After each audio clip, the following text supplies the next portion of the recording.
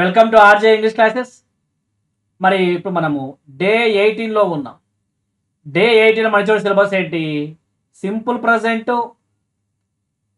Simple present, simple past, simple future, అలానే continuous tenses. మనకున్నటువంటి continuous tenses అంటే present continuous, past continuous, future continuous.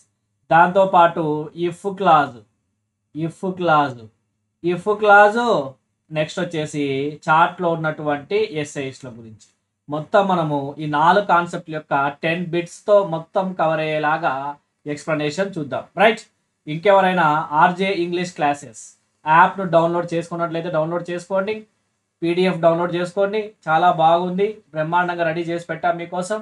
Right, అలానే మన 40 days unstoppable plan ఎవరికైనా ప్రాక్టీస్కు కూడా బాగా ఉపయోగపడుతుంది.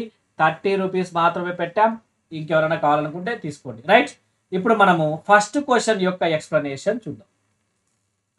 చూస్ the sentence that indicates a general truth. General ట్రూత్ను ఇండికేట్ చేసే సెంటెన్స్ ఏంటి? ఈట్ రైస్ ఎవ్రీడేనా? Every person feels hungry. My mother never eats meat. He sometimes comes to my house. ఏది ఇక్కడ మనకు జనరల్ ట్రూత్ని ఇండికేట్ చేస్తుంది? మనకు జనరల్ ట్రూత్ని habitual actions, repeated actions indicate చేస్తే ఆ టెన్స్ని ఏమని చెప్తాం? సింపుల్ ప్రజెంట్ అని చెప్తాం. సింపుల్ ప్రజెంట్ అని చెప్తాం, చాలా ఇంపార్టెంట్. సింపుల్ ప్రజెంట్ యొక్క స్ట్రక్చర్ ఏంటి? Subject plus V1 or V1S ES IES plus object. ఇది సింపుల్ ప్రజెంట్ టెన్స్ యొక్క స్ట్రక్చర్. కానీ మనకు అడుగుతున్నటువంటిది ఏంటి? General truth. సరే, సింపుల్ ప్రజెంట్ టెన్స్ చెప్తావు, బాగానే ఉంటుంది. ఆ జనరల్ ట్రూత్ను ఇండికేట్ చేసేటువంటి సెంటెన్స్ ఏది అంటా ఉన్నాడు. Eat rice every day, every day rice తింటావు, ఆ జనరల్ ట్రూతా? కాదు. ఒకరోజు చపాతి తినొచ్చు, కాబట్టి ఇది కాదు. ఎవ్రీ పర్సన్ ఫీల్స్ హంగ్రీ, ప్రతి ఒక్కరికి ఆకలి అవుతుంది. రైట్, ఇది జనరల్ ట్రూత్. అందరికీ, మనిషి అనే మనకి అందరికి ఆకలి అవుతుంది కదా, కాబట్టి బి అనేది general truth is the right answer. My mother never eats meet. My mother never eats meet. మా అమ్మ మాంసం తినదు, ఇది కూడా కాదు, జనరల్ ట్రూత్ కాదు. కాబట్టి he sometimes comes to my house, కొన్నిసార్లు ఇంటికి వస్తాడు, ఇది కూడా జనరల్ ట్రూత్ కిందికి రాదు. ఏదొస్తుంది? ఎవ్రీ పర్సన్ ఫీల్స్ హంగ్రీ అనేది మనకు జనరల్ ట్రూత్ కిందికి వస్తుంది. రైట్, ఏదైనా సరే మనకు టెన్సెస్ విషయంలో మనకున్నటువంటి ఈ 12 టెన్స్లలో మీరు ఏ టెన్స్ అయినా సరే టెన్సెస్ నేర్చుకునేటప్పుడు అది 12 టెన్సెస్లో ఏ టెన్స్ అయినా కానివ్వండి, ఆ టెన్స్ మొదట మీరు నేర్చుకోవాలంటే స్ట్రక్చర్ నేర్చుకోవాలి. ఆ టెన్స్ యొక్క స్ట్రక్చర్స్ అంటే పాజిటివ్ లేదా affirmative sentence structure, negative sentence structure, interrogative sentence structure, negative interrogative sentence structure. ఇలా స్ట్రక్చర్స్ మీరు కంపల్సరీగా నేర్చుకోవాలి. దాంతోపాటు మోస్ట్ ఇంపార్టెంట్ ఏంటి అని అంటే యూసేజ్ను తెలుసుకోవాలి. అంటే ఆ టెన్స్ యొక్క యూసేజ్ ఏముంది.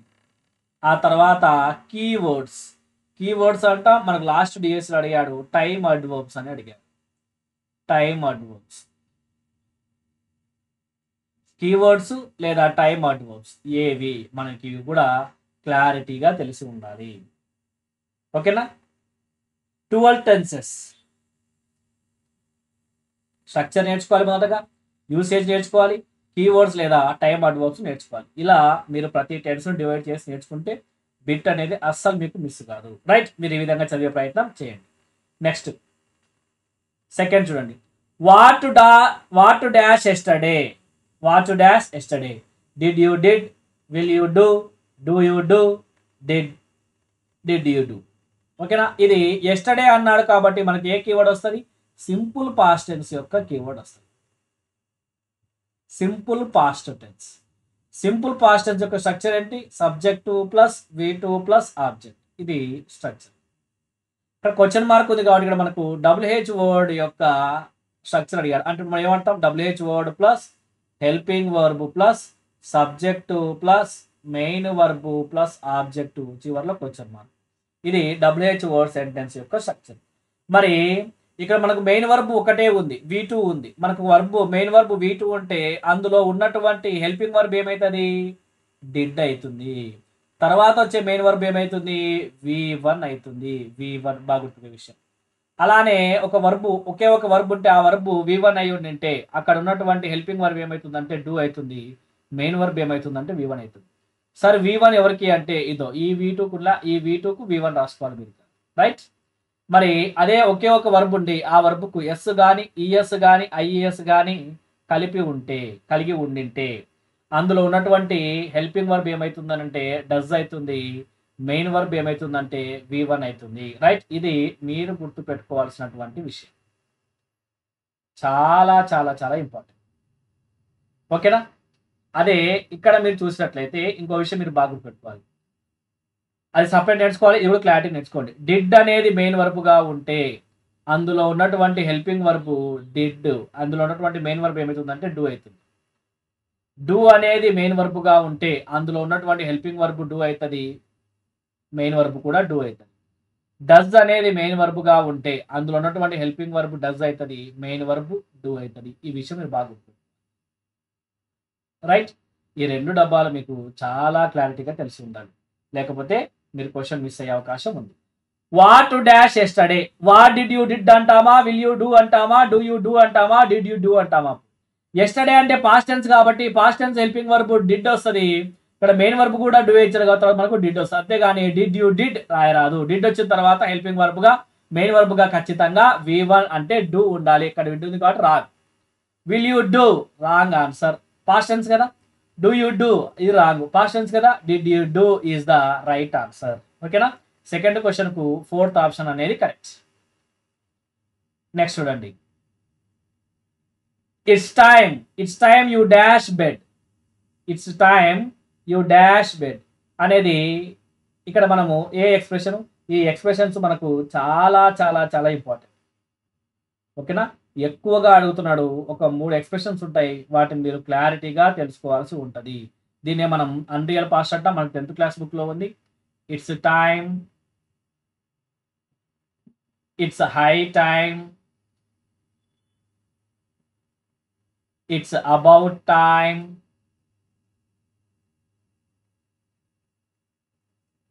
It's quite time. వచ్చినప్పుడు మనకు వెంటనే ఏం రావాలి అని అంటే సబ్జెక్ట్ వస్తుంది. బాగా గుర్తుపెట్టుకోవాలి. సబ్జెక్ట్ తర్వాత వచ్చేటువంటి వర్బ్ ఏమై ఉండాలి అని అంటే V2 అయి ఉండాలి. ఏమై ఉండాలి?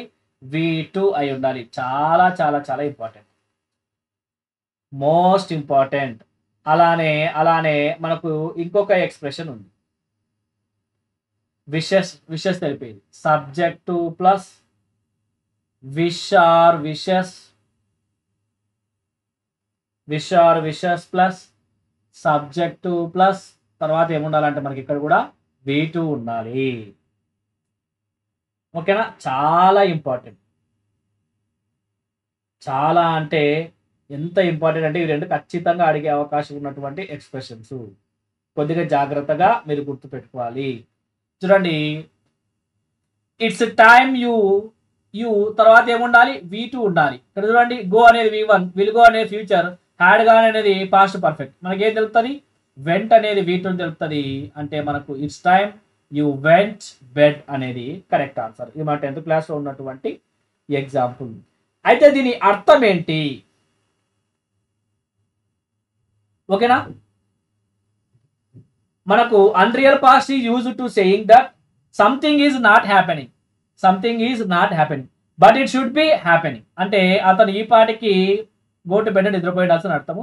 ఈ పాటి నిద్రపోయిండాల్సింది కానీ నిద్రపోలే, కానీ ఖచ్చితంగా నిద్రపోతాడు అని అర్థం, రైట్? ఈ విషయం మీరు బాగా గుర్తుపెట్టుకోవాలి. ఓకేనా? అలానే చూడండి, I wish I had money అన్నాను. సబ్జెక్ట్ ఉంది, విష్ ఉంది. విషెస్ ఎప్పుడు వస్తుంది?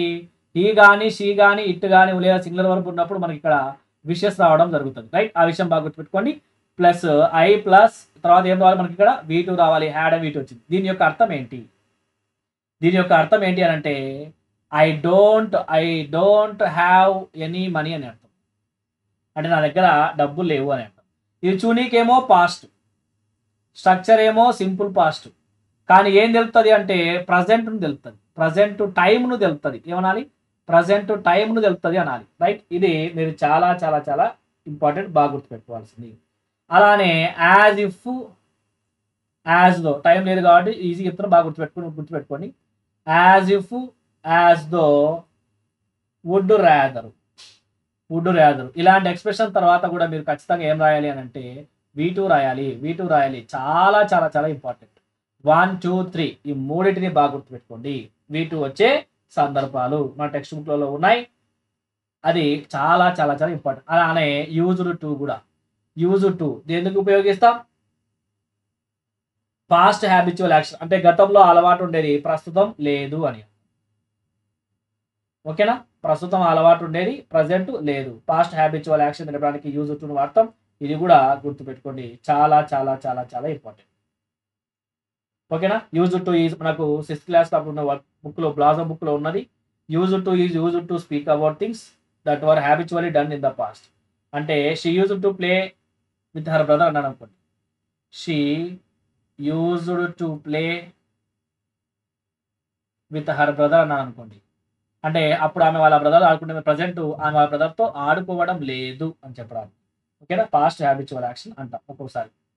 మనకు యూజ్ టు వాడతాం. రైట్, చాలా చాలా చాలా ఇంపార్టెంట్. థర్డ్ కు C is the right answer. Next, it was raining when we dash the station. It was raining when we dash the station. Choose the correct option that fix the blank. రీచా, రీచ్డా, రీచెసా, had reach. బాగా గుర్తుపెట్టుకోండి, మీకు past continuous ఒక sentence లో వచ్చి తర్వాత డాష్ ఇచ్చినాడంటే సింపుల్ పాస్ట్ వాడాలి. అలానే పాస్ట్ పర్ఫెక్ట్ ఒక సెంటెన్స్ లో ఇచ్చి ఇంకో సెంటెన్స్ లో డాష్ అని ఇచ్చినాడు అనుకో, మీరు సింపుల్ పాస్ట్ వాడాలి. రెండు బాగా గుర్తుపెట్టుకోవాలి. దాంతోపాటు సింపుల్ పాస్ట్ ఒక సెంటెన్స్ ఇచ్చాడు అనుకోండి, తర్వాత సెంటెన్స్ లో ఈ రెండిట్లో ఏదో ఒకటి అయ్యే అవకాశం ఉంటుంది. ఇది కూడా మీరు బాగా గుర్తుపెట్టుకోవాలి. మీకు ఇప్పుడు మీకు తెలియాల్సింది పాస్ట్ కంటిన్యూస్ టెన్స్ యొక్క యూసేజ్ మీకు తెలియాలి. డయాగ్రామ్ ద్వారా చెప్తా, ఈజీగా మీరు గుర్తుపెట్టుకోవచ్చు. పాస్ట్ కంటిన్యూస్ టెన్స్ ఎందుకు వాడతాం? Past continuous tense use to denote when an action was going on at particular point of time. గతంలో ఒక నిర్దిష్ట సమయం వద్ద జరుగుతూ ఉన్న పనిని తెలుపుటకు పాస్ట్ కంటిన్యూస్ టెన్స్ ను వాడతాం. ఇదేమో ప్రజెంట్ టైం అంటాం, ఇదేమో పాస్ట్ టైం అంటాం, ఇది ఏమో ఫ్యూచర్ టైం అంటాం. గతంలో ఒక నిర్దిష్ట సమయం వద్ద జరుగుతూ ఉన్న పనిని తెలపడానికి పాస్ట్ కంటిన్యూస్ టెన్స్ ను వాడతాం. ఇక్కడ వాడే కీవర్డ్స్ ను అట్ దిస్ టైం అంటాం, అట్ దిస్ టైం, లేదా at this time plus past time అంటాం. అంటే at this time yesterday, at this time last month, at this time last year, at this time 10 years ago, అట్లా ఏమైనా వాడచ్చు. అలానే at 6 o'clock అని కూడా వాడతాం. At 6 o'clock, at 7 o'clock plus past time ఉన్నది. ఇవి కీవర్డ్స్. ఇది ఒక యూసేజ్ మాత్రమే. స్ట్రక్చర్ ఏమంటాం? Past continuous, subject plus was or were plus V4 లేదా V1 ప్లస్ ING లేదా ప్రజెంట్ పార్టిసిపుల్ ప్లస్ ఆబ్జెక్ట్ అంటాం. ఈ విషయం బాగా గుర్తుపెట్టుకోవాలి. రైట్, ఇది ఒక యూసేజ్. గతంలో when an action was going on at particular point of time in the past. గతంలో ఒక నిర్దిష్ట సమయం వద్ద జరుగుతూ ఉన్న పనిని తెలపడానికి పాస్ట్ కంటిన్యూస్ టెన్స్ ను వాడతాం. ఇంకొక డెఫినేషన్ ఏంది? When 2 actions takes place at the same time. ఒకే సమయంలో, ఇక్కడ రాసి చూడండి బాగా క్లారిటీ వస్తుంది. ఒకే సమయంలో 2 పనులు జరిగి ఉంటాయి. When 2 actions takes place at the same time, the longer action must be denoted in past continuous tense. And the shorter action ఉంటుంది కదా, shorter action must be denoted by simple past tense లో చెప్పాలి. shorter action ఏంటి sir ఈ longer action, shorter action అంటే? బాగా గుర్తుపెట్టుకొని ఇంకా ఈజీ కావాలంటే, ఒక పని జరుగుతూ ఉన్నప్పుడు మధ్యలో ఇంకొక పని జరుగుతుంది, దాన్నే మనము పాస్ట్ కంటిన్యూస్ టెన్స్ లో చెప్తాం. బాగా చూడండి, it was raining when we dash the station. ఓకేనా? వర్షం పడుతూ ఉంటే వాళ్ళు స్టేషన్కి రీచ్ అన్నారు. అక్కడ ఎక్కువ కాలం పాటు సాగిన పడేంది వాళ్ళు రీచ్ కావడమా? వర్షం పడుతూ ఉంటే వాళ్ళ మధ్య జరిగేది వాళ్ళు స్టేషన్కు రీచ్ కావడం. అంటే ఒక పని జరుగుతూ ఉంటే మధ్యలో ఇంకొక పని జరగడము. మీకు ఇది బాగా అర్థం కావాలంటే ఒక ఎగ్జాంపుల్ చెప్తా, బాగా వినండి.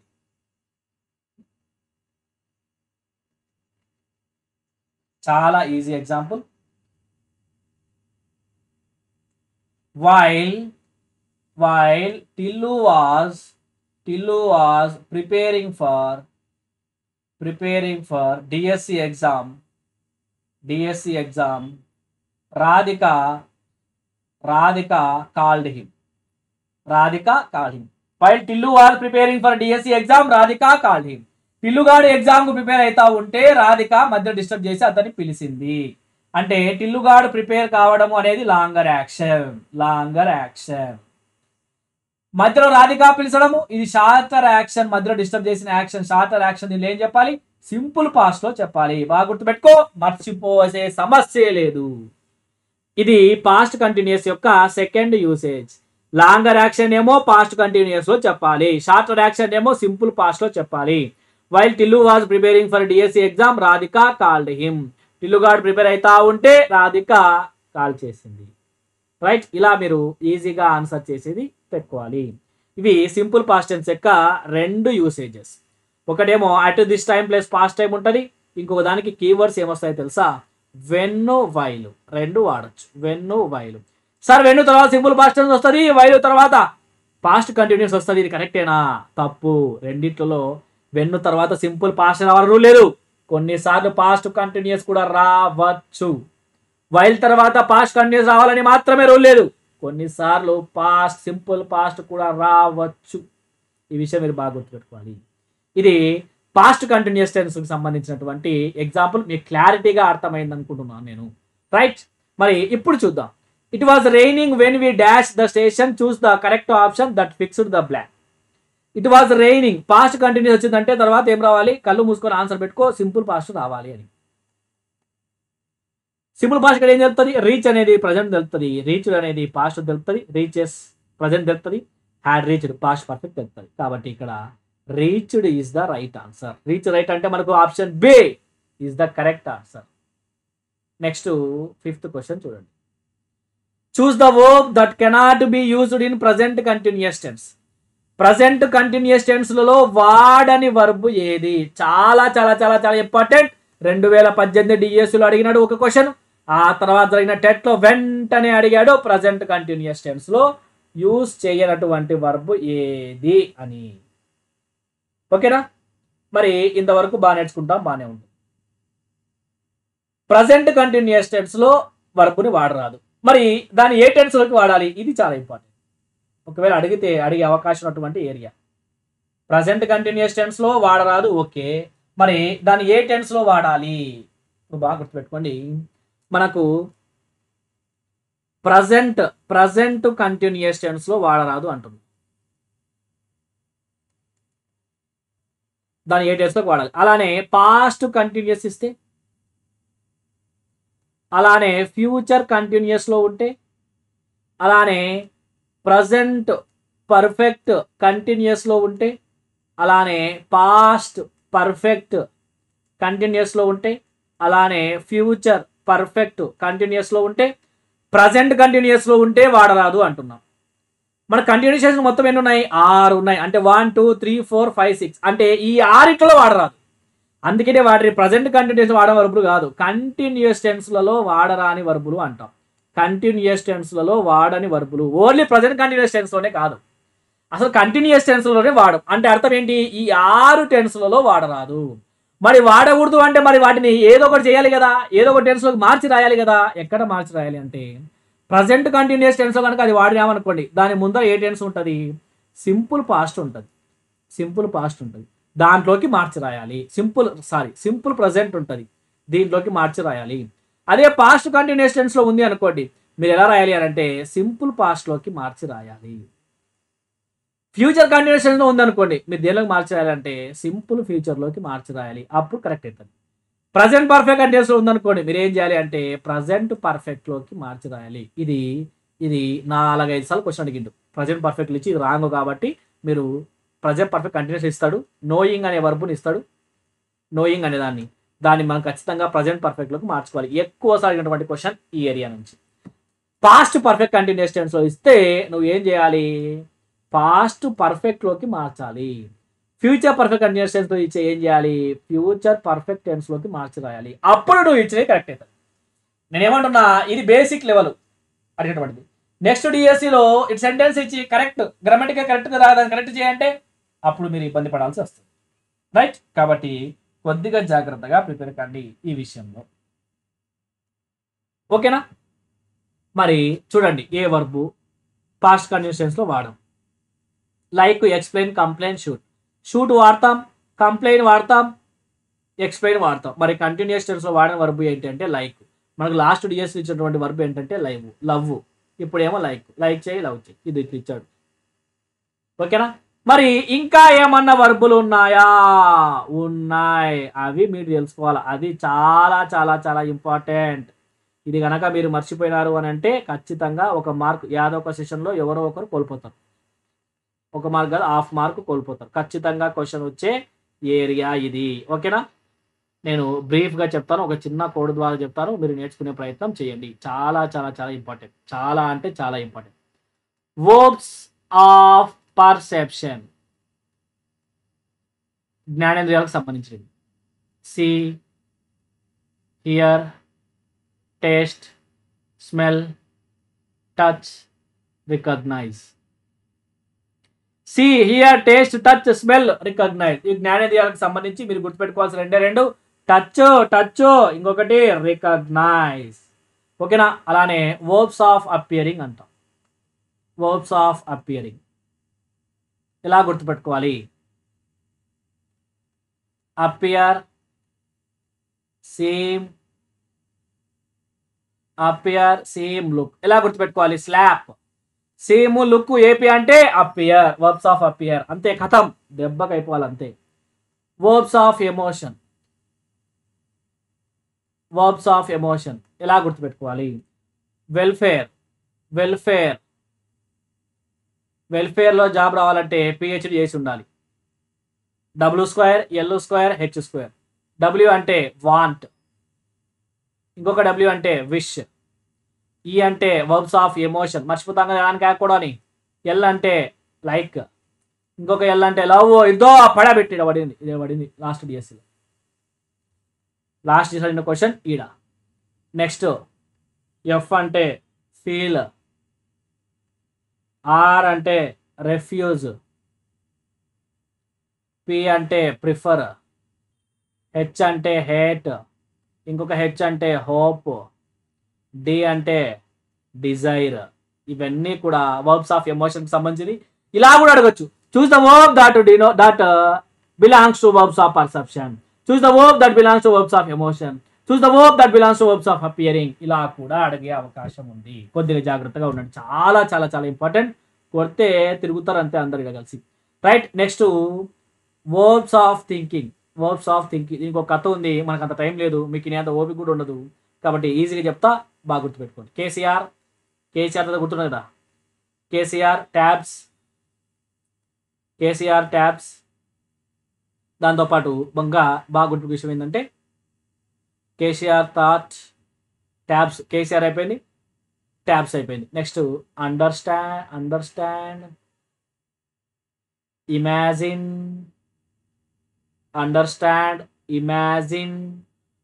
మీన్,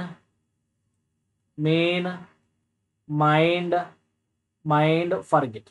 ఏం లేదండి, కేసీఆర్ అడుగుతారు, కేసీఆర్ మనకు ట్యాబ్స్ చేయొచ్చు కదా, జగన్ ట్యాబ్స్ ఇచ్చాను కదా అని. అప్పుడు కేసీఆర్ మన పిల్లలకి ట్యాబ్స్ ఎందుకు, వారికి అండర్స్టాండ్, ఇమాజిన్, మైండ్తో చెప్పే టీచర్ మన దగ్గర ఉన్నారు, ఫర్గెట్ ఇట్ అంటాడు. అది కోడ్. కే అంటే నో, సి అంటే కన్సిడర్, ఆర్ అంటే రిమెంబర్, టీ అంటే ట్రస్ట్, ఇంకొక టీ వస్తుంది ఇక్కడ థింక్, ఏ అంటే అగ్రీ, బి అంటే బిలీవ్, ఎస్ అంటే సపోజ్. అయిపోయినా? ఇవన్నీ కూడా ఒకే దెబ్బకు పెట్టలేదు. KCR, tabs, understand, imagine, mean, mind, forget verbs of thinking కు సంబంధించినటువంటివి. ఇంకా ఒకే ఒకటి ఉంది, అది కూడా చెప్తా. వర్బ్స్ ఆఫ్ పొజిషన్ అంటాం, లేదా వర్బ్స్ ఆఫ్ హ్యావింగ్ అంటాం. ఇది చిన్న ఇక రాసేద్దాం.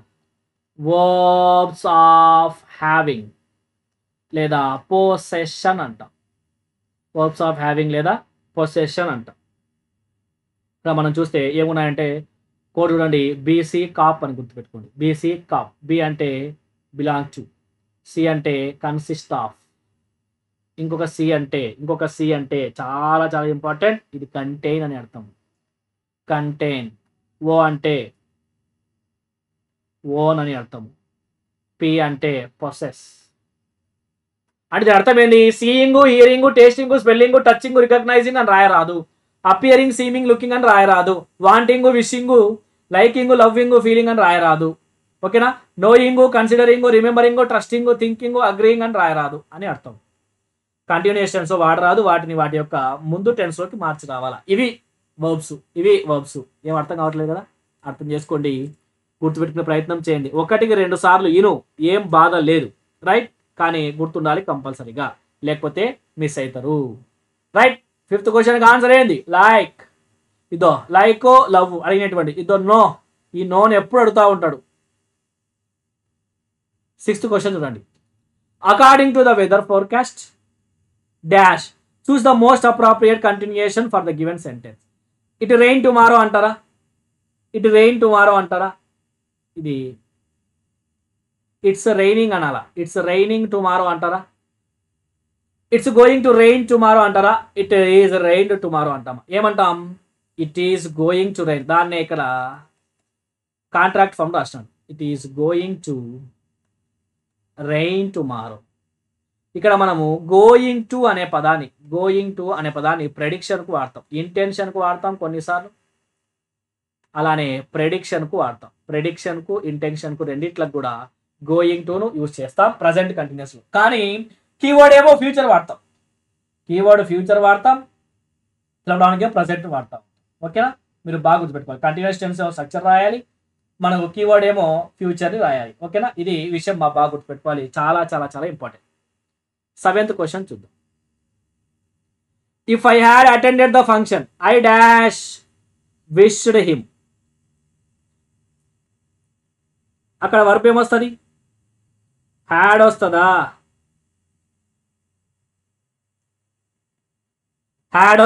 షెల్ హ్యావ్ వస్తుందా? వుడ్ హ్యావ్ వస్తుందా? వుడ్ హ్యావ్ బీన్ వస్తుందా? అసలు ఇది ఏ టెన్సు? ఇది ఇఫ్ క్లాజులో ఏ మోడలు? మీరు అది ఫస్ట్ గుర్తుపట్టాలి. ఇఫ్ క్లాజ్లో ఇది ఏ మోడలు?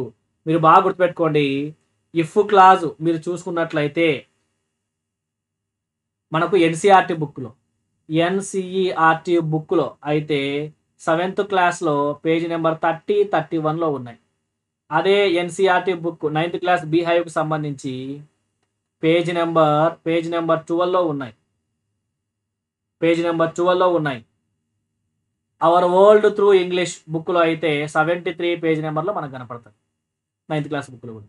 రైట్? ఇది మన ఎన్సీఆర్టీ బుక్లో అయితే ఈ పేజ్ నెంబర్లో మీకు ఇఫ్ క్లాస్ సంబంధించి ఉంటాయి. ఖచ్చితంగా అడిగే అవకాశం ఉంది. ఒక్కసారి మీరు అక్కడ లుక్ చేయాల్సిందే, లేకపోతే ఇబ్బంది పడతాం. రైట్? మరి ఇక్కడ కనుక మీరు మెయిన్ చూసినట్లయితే ఇఫ్ క్లాస్, సరే చెప్పుకుందాం. ఇఫ్ క్లాస్ మొత్తం గురించి ఆన్సర్ చేద్దాం. మనము ఇఫ్ క్లాస్ గురించి నేను ఈజీగా ఒక చిన్న డయాగ్రామ్ ద్వారా మీకు మొత్తం ఇఫ్ క్లాస్ ఒకే చోట వేసే ప్రయత్నం చేద్దాం. బాగా చూడండి. ఇఫ్ అనే subordinate conjunction.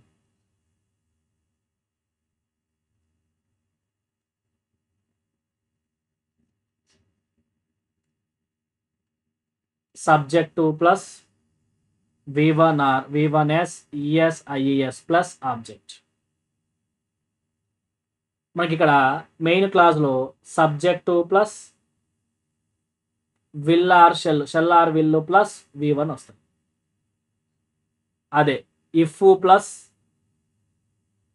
Subject plus V2 వచ్చింది అనుకో, subject plus would plus V1 వస్తుంది. అలానే if plus subject plus had plus V3 వచ్చింది అనుకో, subject plus would plus have plus V3 వస్తుంది. అలానే ఇక్కడ మనకు subject plus V1S ES IES ఉన్నాయనుకోండి, ఇక్కడ కూడా subject plus V1 or V1S ES IES వచ్చే అవకాశం ఉంటుంది, సేమ్ వస్తుంది. మరి ఇది మీరు బాగా గుర్తుపెట్టుకోవాల్సి, ఇది ఇఫ్ క్లాజ్. ఇది చూడండి, ఇక్కడి వరకు ఇదో ఇక్కడి నుంచి ఇక్కడి వరకు ఉన్నటువంటి క్లాజ్ ఏమవుతుంది అంటే సబార్డినేట్ క్లాస్. ఎందుకు సబార్డినేట్ కంజంక్షన్ స్టార్ట్ అవుతుంది కదా, సబార్డినేట్ క్లాస్. ఇది ఏమవుతుంది అని అంటే మెయిన్ క్లాజ్ అవుతుంది, మెయిన్ క్లాజ్ అవుతుంది, పూర్తి అర్థాన్ని ఇస్తుంది కాబట్టి. ఓకేనా, ఇఫ్ క్లాజ్లో ఒక సబార్డినేట్ క్లాజ్ ఉంటుంది, ఒక మెయిన్ క్లాజ్ ఉంటుంది. ఇఫ్ క్లాజ్ అనేది ఏ క్లాజు, ఏ సెంటెన్స్ అవుతుంది, కాంప్లెక్స్ సెంటెన్స్ అయితే బాగా గుర్తుపెట్టు. ఓకేనా, రైట్. ఇది దీన్ని ఏమంటామంటే మనము ఫస్ట్ కండిషన్ అంటాం, ఫస్ట్ కండిషన్. దీన్ని సెకండ్ కండిషన్ అంటాం, లేదా టైప్ 2 కండిషన్, టైప్ 2 కండిషన్ అంటాం, సెకండ్ కండిషన్ అంటాం. అలానే దీన్ని థర్డ్ కండిషన్ లేదా టైప్ 3 కండిషన్, టైప్ 3 కండిషన్ అంటాం. ఈ కండిషన్ ఏమంటాము అంటే జీరో కండిషన్ అంటాం, జీరో కండిషన్ అంటాం, బాగా గుర్తుపెట్టుకోవాలి. ఓకేనా, subject plus V1 or V1 SES IES వచ్చినప్పుడు సబార్డినేట్ క్లాజ్ లో మెయిన్ క్లాజ్ లో subject plus LRB plus V1 రావాలి. ఒకే దెబ్బకు ఇఫ్ క్లాజ్ ఖతం అవ్వాలి, రైట్. మరి సబ్జెక్టు ప్లస్ V1 V2 వస్తాయి సబార్డినేట్ క్లాజ్ లో, మెయిన్ క్లాజ్ లో subject plus would plus V1 రావాలి. Subject plus had plus V3 వస్తే subject plus would have plus V3 రావాలి. Subject plus V1 or V1 SES IES వస్తే మనకు main clause లో కూడా అదే వస్తుంది. ఎప్పుడు వస్తుంది మనకు ఓన్లీ సేమ్ ఇక్కడ యూనివర్సల్ ట్రూత్స్ అప్పుడు కానీ, యూనివర్సల్ ట్రూత్స్ విషయంలో కానీ, సైంటిఫిక్ ఫ్యాక్ట్స్ విషయంలో కానీ, జనరల్ ట్రూత్స్ అప్పుడు కానీ, if you heat the ice it melts అంట. ఓకేనా, అప్పుడు రెండు కూడా సింపుల్ ప్రజెంట్లోనే చెప్పాలి. జనరల్ ఫ్యాక్ట్స్ అలానే మ్యాథమెటికల్ ఈక్వేషన్స్ వీటన్నిటిని కూడా మీరు దేంట్లో చెప్పాలి అని అంటే, దేంట్లో చెప్పాలి, సింపుల్ ప్రజెంట్లోనే చెప్పాలి. సబార్డినేట్ క్లాజ్లో కూడా మెయిన్ క్లాజ్లో కూడా రెండిట్లో ప్రజెంట్ టెన్స్నే వాడాలి. ఓకేనా, చాలా చాలా చాలా ఇంపార్టెంట్, ఎంత ఇంపార్టెంట్ అంటే అంత ఇంపార్టెంట్. ఓకేనా, ఇది వీటికి సంబంధించి మనకు ఇన్వర్స్ అని ఒకటి ఉంది, చాలా ఇంపార్టెంట్. ఇన్వర్స్ కొన్ని కాంపిటేటివ్ ఎగ్జామ్లో ఎక్కువగా అడుగుతున్నాం. ఇన్వర్స్ అంటే ఏం లేదమ్మా, ఈ థర్డ్ కండిషన్ ఉంది కదా, ఇఫ్ లేకుండా రాసినాం అనుకోండి, అటప్పుడు ఏమవుతుంది, had plus subject plus V3 వస్తే మనకు తర్వాత వచ్చే క్లాస్లలో ఏం రావాలి అంటే subject plus would plus have plus V3 రావాలి. ఇది స్ట్రక్చర్. దీన్ని ఇన్వర్స్ అంటాం, ఇన్వర్స్ మెథడ్ అంటాం. ఓకేనా, ఇది టైప్ 3, ఇది అన్ఫుల్ఫిల్డ్ కండిషన్. ఓకేనా, మనకు వీటి యొక్క పేర్లు కావాలి, నెక్స్ట్ సెషన్లో వాటి యొక్క పేర్లు చెప్తాం, రైట్. ఇప్పుడు ఇది స్ట్రక్చర్ మాత్రం గుర్తుపెట్టుకో, చాలా చాలా ఇంపార్టెంట్. ఓకేనా, ఇప్పుడు చెప్పు, if plus subject plus had plus V3 plus ఉంటే ఇది సబార్డినేట్ క్లాస్. మనకు మెయిన్ క్లాస్లో ఏం రావాలి, ఐ డాష్ విష్డ్ హిమ్ రావాలి. అప్పుడు మనకు ఏ కరెక్ట్ అవుతుంది, ఆల్రెడీ మన వాళ్ళు చేసే తప్పుడు ఎత్తుండే. ఇక్కడ మనకి ఏం రావాలని చెప్పినాను, would plus have plus V3 రావాలని నేను నేర్చుకోమంటారు. ఇక్కడ లేదు కొట్టేస్తారు, ఇక్కడ షెల్ హ్యావ్ లేదు కొట్టేస్తారు. వుడ్ ఉంది, హ్యావ్ ఉంది, పీన్ అంటే V3 కదా ఉంది, ఆన్సర్ సి కరెక్ట్ అని పెట్టేసి వస్తారు. తర్వాత చూస్తే మీకు అర్థమవుతుంది, ఆల్రెడీ ఐ డాష్ విష్డ్ అని V3 అతడే ఇచ్చేసాడు అంటే మనం దీన్ని రాయాల్సిన అవసరం లేదు, మనం వుడ్ ప్లస్ హ్యావ్ రాస్తే చాలు అని ఉంటుంది. అది ఎక్కడ ఉంటుంది, లాస్ట్ ఆప్షన్లో ఉంటుంది. ఎక్కువ మంది చేసే తప్పు ఇదే. ఈ టైంలో మీరు నేర్చుకోవాల్సింది కూడా ఇలాంటివే. క్వశ్చన్ చివరి దాకా చదవడం నేర్చుకోవాలి, టెన్షన్ పడొద్దు. ఆప్షన్స్ కూడా చివరి దాకా చూడాలి. క్వశ్చన్లో ట్రిక్స్ ఏమైనా ఇచ్చాడా కొంచెం గమనించండి. అతి తెలివి వద్దు, ఉన్న తెలివినే బాగా ఉపయోగించండి, రైట్. ఆల్రెడీ మీరు చదివిందే తప్పులు చేసే అవకాశం, ఇలా తప్పులు చేస్తారు. కొద్దిగా జాగ్రత్తగా నేర్చుకునే ప్రయత్నం చేయండి, రైట్. మరి ఇప్పుడు మరి ఆన్సర్ ఏమైతే మనకు వుడ్ హ్యావ్ అవుతుంది. ఇక్కడ V3 వాడే ఇచ్చినాడు మన కోసమే, టెన్షన్లో మనం మొత్తం రాస్తాం కదా, కాబట్టి 3 ఆప్షన్ పెట్టాం. ఓకేనా, నెక్స్ట్ 8th క్వశ్చన్ చూడండి. The third conditional is used to talk. Third conditional used to talk. ఏం మాట్లాడుతుంది, ఫ్యూచర్ను తెలుపుతుందా, కాదు. అబౌట్ సైంటిఫిక్ ఫ్యాక్ట్స్ తెలుపుతుందా, అది జీరో కండిషన్ కదా. హ్యాబిచువల్ యాక్షన్ తెలుపుతుందా, ఇది కూడా జీరో కండిషన్ కదా. అబౌట్ హైపోథెటికల్ పాస్ట్ సిచ్యువేషన్ తెలుపుతుందా, రైట్. హైపోథెటికల్ పాస్ట్ సిచ్యువేషన్ అంటాం, దీన్నే అన్ఫుల్ఫిల్డ్ కండిషన్ అంటాం.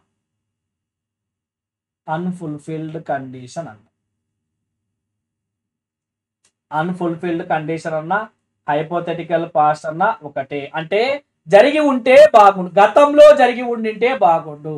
అంటే గతంలో ఊహ, పాస్ట్ లో హైపోథెటికల్ అంటే ఊహ, గతంలో ఊహ, గతంలో జరిగి ఉంటే బాగుండు కానీ జరిగిందా, జరగలేదు.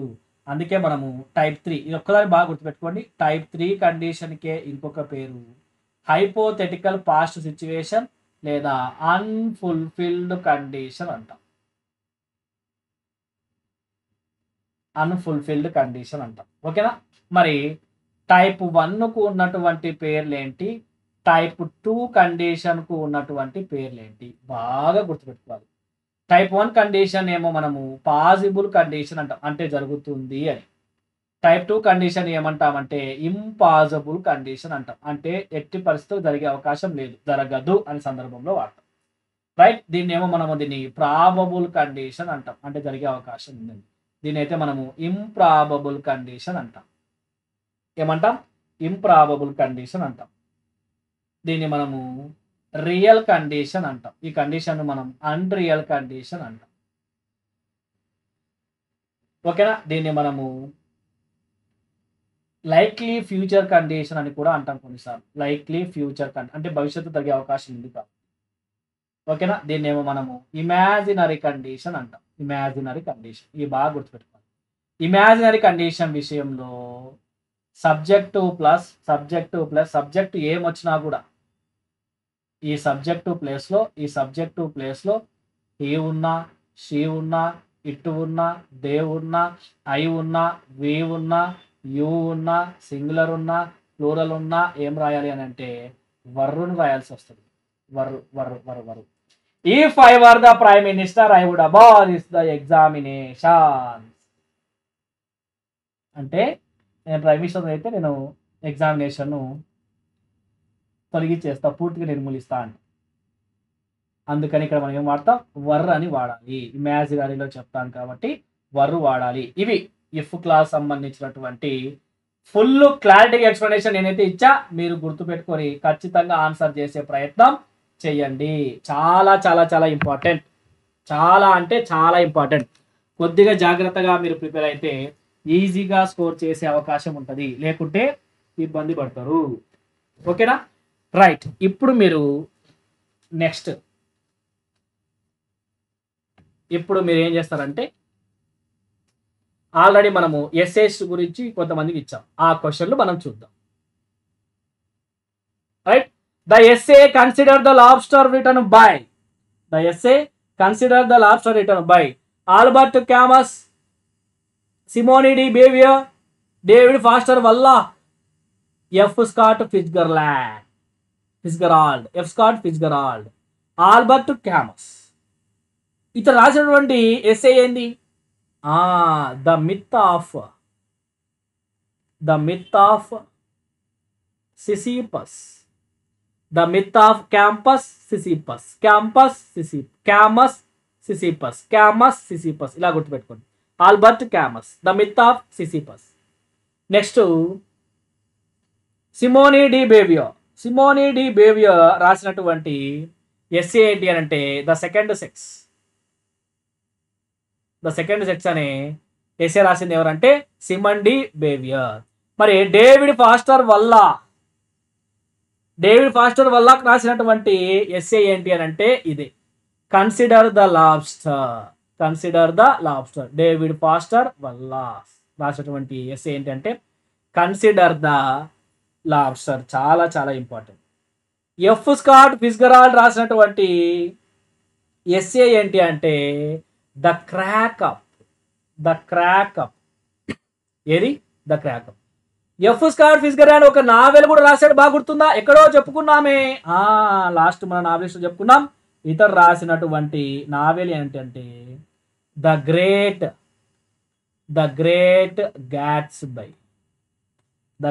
గ్యాట్స్బై అనే నావెల్ రాసినటువంటిది ఎవరంటే ఎఫ్. Scott Fitzgerald. రైట్. మరి 9th క్వశ్చన్ కు C is the right answer. మరి 10th క్వశ్చన్ చూద్దాం. Notes on a camp written by Susan Sontag against interpretation. ఇది కూడా Susan Sontag. Choose the correct option in the view above. ఇది notes on camp రాసి Susan Sontag అంటున్నాడు, against interpretation రాసింది కూడా Susan Sontag అంటున్నాడు. Only A is correct, only B is correct, both A and B are correct, both A and B are wrong. ఏది correct answer? Notes and కాంప్ అనే essay రాసినటువంటిది కూడా Sushant సోంటాగే. Against interpretation రాసినటువంటిది కూడా సుశాంత్ సోంటాగ్. ఏదో మలకొచ్చు, మన ఇష్టం, మనకి ఏం చేయాలి, ఆన్సర్ చేయాలి. Notes and camp, against interpretation రెండు కూడా రాసింది ఎవరంటే సుశాంత్ సోంటాగ్. ఈ విషయం బాగుంటుంది. అంటే both A and B are correct, right. ఇది ఈరోజు డే ఎంత, డే 18 సంబంధించినటువంటి సిలబస్ ఎక్స్ప్లెనేషన్, రైట్. మరి నెక్స్ట్ వీడియో నెక్స్ట్ ఎక్స్ప్లెనేషన్ చూద్దాం. మన వీడియో కనుక నచ్చినట్లయితే లైక్ చేయండి, షేర్ చేయండి, సబ్స్క్రైబ్ చేయడం మాత్రం అస్సలు మరవద్దు. ఆర్జే ఇంగ్లీష్ క్లాసెస్ యాప్ను ఇంకా ఎవరైనా డౌన్లోడ్ చేసుకున్నట్లయితే డౌన్లోడ్ చేసుకోండి, రైట్. చాలా చాలా ఇంపార్టెంట్ ఇన్ఫర్మేషన్ ఉంటే మీకు ఎగ్జామ్ చివరి వరకు ఖచ్చితంగా ఈ 40 days అన్స్టాపబుల్ ప్లాన్ ఖచ్చితంగా యూజ్ అవుతుంది, right. Thank you so much.